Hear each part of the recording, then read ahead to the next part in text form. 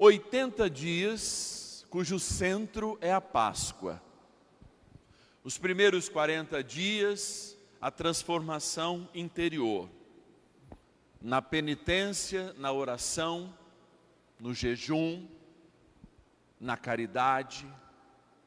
Nós, de fato, abandonamos aquilo que aprendemos que nos afasta de Deus e vamos criando um ritmo, aquele ritmo de uma atividade física que precisa de pelo menos 21 dias para o corpo se acostumar. O ritmo dos 40 é a aplicação que justamente nos faz estarmos fiéis àquilo que Deus nos chama, por termos perdido por uma vida ligada muitas vezes no automático. Então, assim, quando a gente celebra a Páscoa, e de fato a Páscoa é um momento que biblicamente está muito mais ligado à experiência da cruz do que à ressurreição de Jesus, nós no domingo iniciamos uma segunda caminhada, a caminhada da vida comunitária. Por quê? Quando nós nos remetemos à história antiga das primeiras comunidades, o sábado pascal era o momento em que a comunidade se preenchia de novos membros. Vejam, hoje as comunidades são imensas, perto das comunidades que ainda existem no Oriente. 900 almas, de fato, é o número máximo daquelas comunidades. Então, 900 pessoas. Essas comunidades, primeiras comunidades cristãs, não tinham a facilidade da oração, eram perseguidas pelos judeus e pelos romanos, então eram ainda menores. Eram comunidades formadas, de fato, por algumas pessoas que recebiam 1/3 e talvez até metade dessas pessoas a serem iniciadas pelo batismo adulto, na ocasião, com as suas famílias também, todos eram batizados por ocasião da Páscoa. Mas aí surgia um outro problema, porque quando a gente pensa assim, de que assunto a gente fala? Quem tem hábito de falar a verdade, fala do assunto que precisa ser dito. Quem gosta da prosa, e por vezes pode cair no espírito da mentira, fala de tudo, fala de todos e de todas as coisas. A Bíblia não.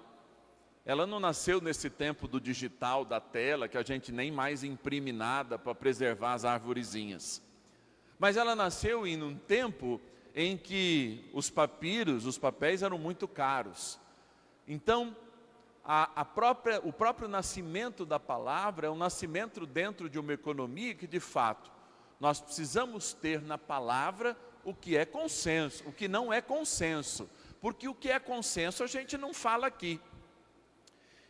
Então, a comunidade cristã percebe que há um problema na primeira semana, Levi, dessa preparação para Pentecostes, que é quando a comunidade está madura para sair de si e sem medo ir aos confins da terra. E o primeiro problema não são apenas os novos que entram, mas os velhos que estão. E sem dúvida nenhuma, se a gente prestou atenção na primeira leitura, nós já descobrimos qual é o problema inicial das comunidades. Sabe o que acontecia? No sábado santo, todo mundo vendia os seus bens, ia no pé dos apóstolos e entregava todos os seus bens. Quem tinha uma fazenda, vendia a fazenda e entregava no pé dos apóstolos. Quem tinha uma casinha, vendia e entregava no pé dos apóstolos. Quem tinha um burro, vendia e entregava no pé dos apóstolos. E aí, Ricardo, tinha a primeira semana.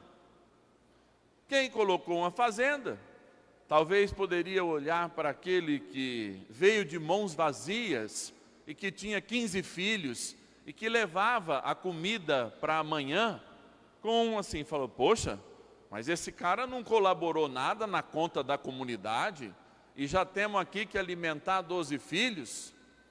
Talvez aquele que tivesse doado lá na sua imersão na comunidade, uma fazenda, fosse solteiro ou tivesse apenas 1 ou 2 filhos.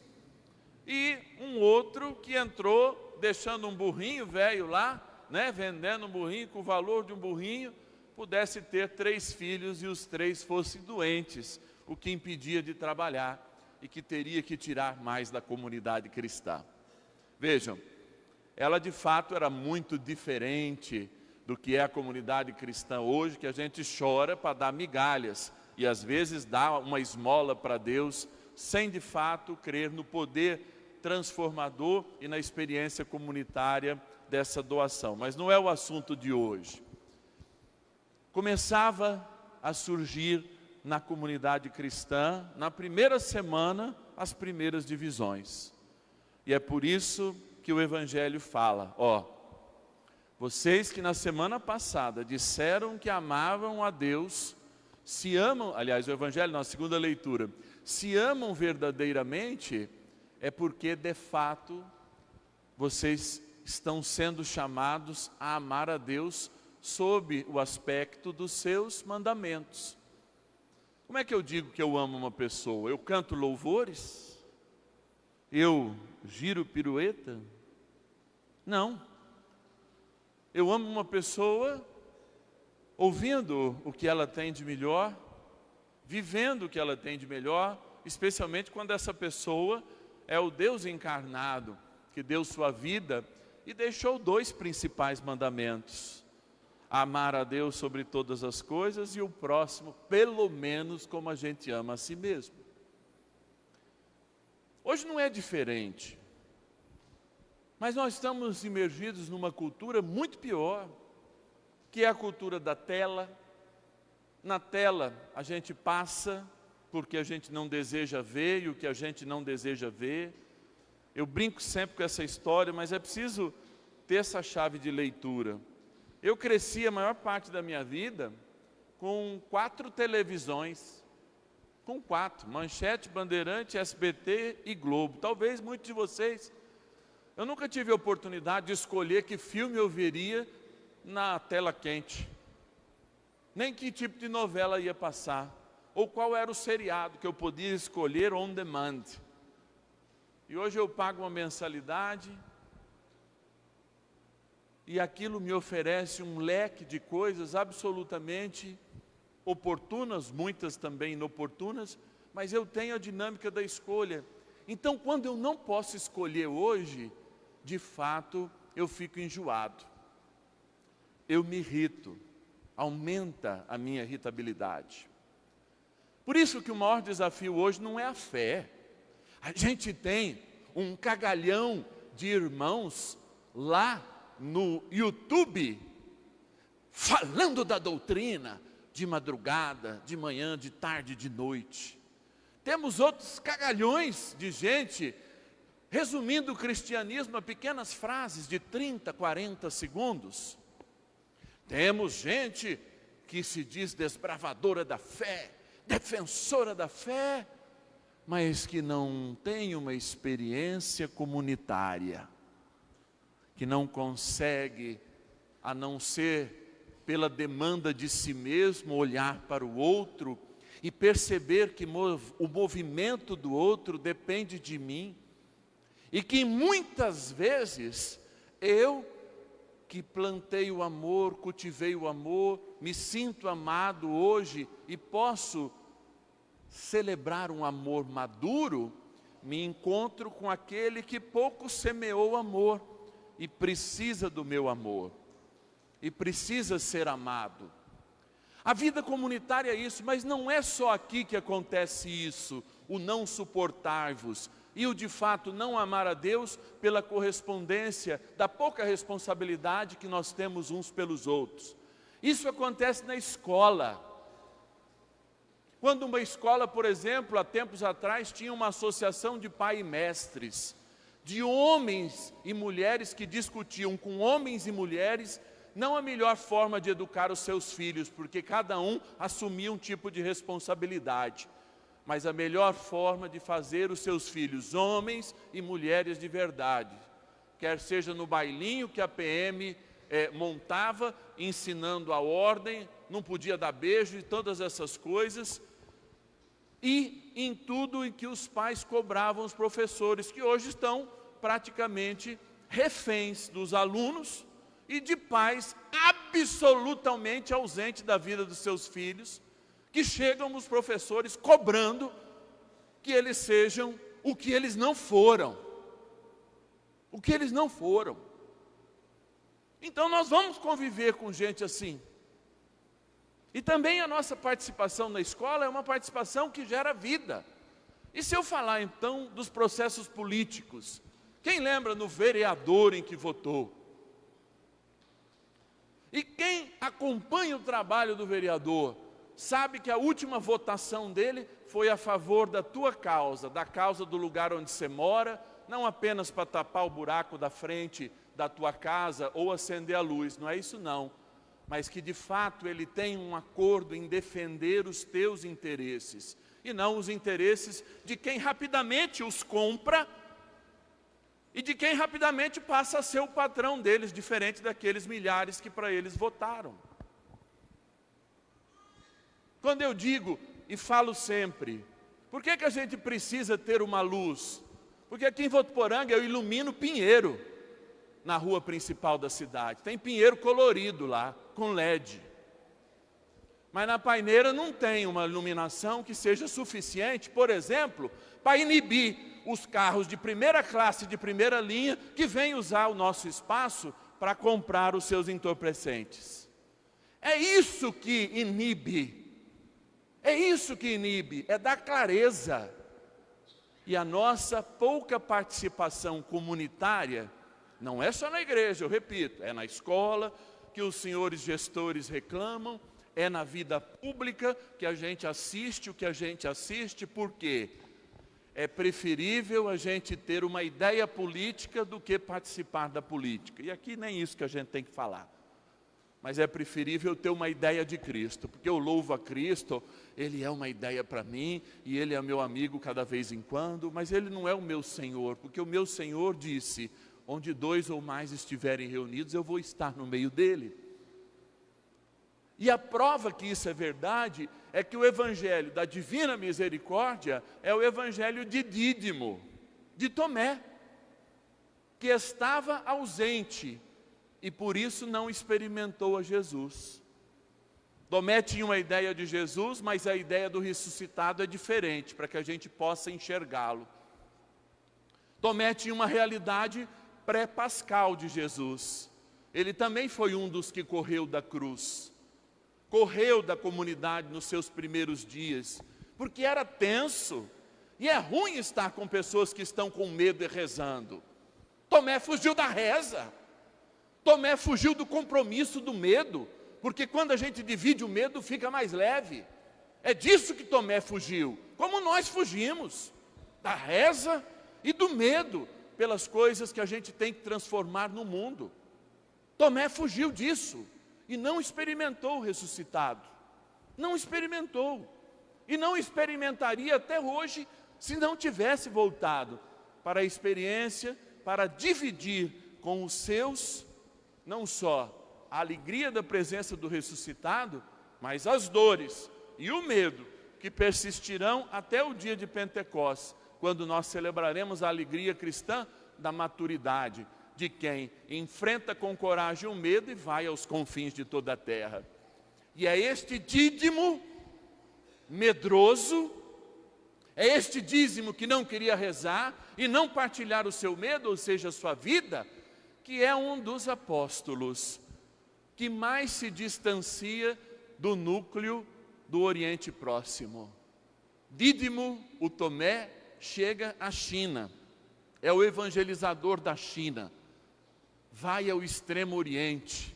São Paulo se supõe, no máximo, que ele chegou à Espanha, um pouquinho ali.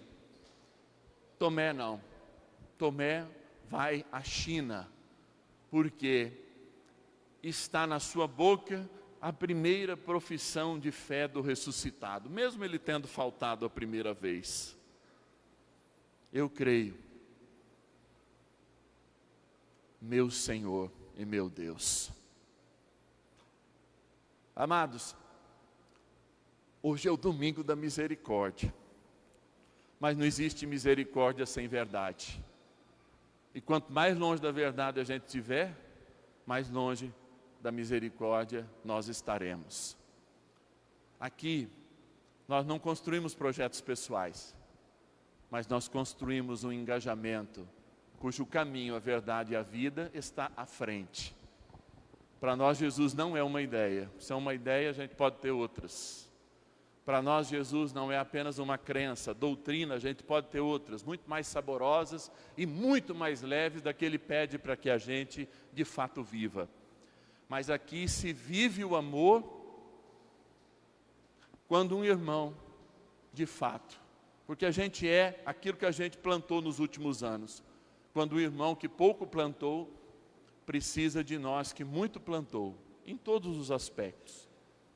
Essa é uma comunidade que se olha e não se enxerga no igual, não tem uniforme. Eu não boto um uniforme escrito assim, né? Aqui, ó, eu sou daqui, essa é minha pertença. Não, mas eu mostro a minha pertença com um olhar, com uma mão estendida, com uma compreensão que extravasa a nossa energia, a nossa força, com uma realidade que transcende o olhar. E essa realidade é o Cristo em nós. E essa realidade somos nós no Cristo. Olha, não existe de fato uma maneira de tocar a Cristo, e Tomé foi o único deles, a não ser que ele seja tocado em suas chagas. Não há outra forma. Como também não há outra forma de viver para Cristo sem amar a sua lei. E amar a sua lei no contexto de vida que Ele escolheu para ser o seu corpo, ou seja, a igreja, a comunidade cristã. Não existe cristão fora de uma comunidade. Não existe cristão sem a vida que dá vida à vida cristã, ou seja, ela mesma. Então é preciso pensar, desde o nosso engajamento, não só na igreja, mas em todos os aspectos sociais, na escola, na comunidade, na sociedade, em todas as realidades, porque é assim que o reino de Deus se constrói, e é assim que de fato nós ouvimos aquilo que Ele vai falar por ocasião de Pentecostes, mas a gente já ouviu muito. Ide por todo o mundo e batizai em nome do Pai, do Filho e do Espírito Santo. O que é ir batizar? É ir e trazer as pessoas para viver uma experiência de fé verdadeiramente cristã. Hoje, eu me sinto amado para amar quando os outros mais precisam. Hoje eu me sinto capacitado, não porque eu tenha algo sobrando, mas porque todas as vezes que eu coloco meus defeitos na quaresma em comum, eu construo as minhas qualidades em comum no período pascal. Louvado seja o nosso Senhor Jesus Cristo.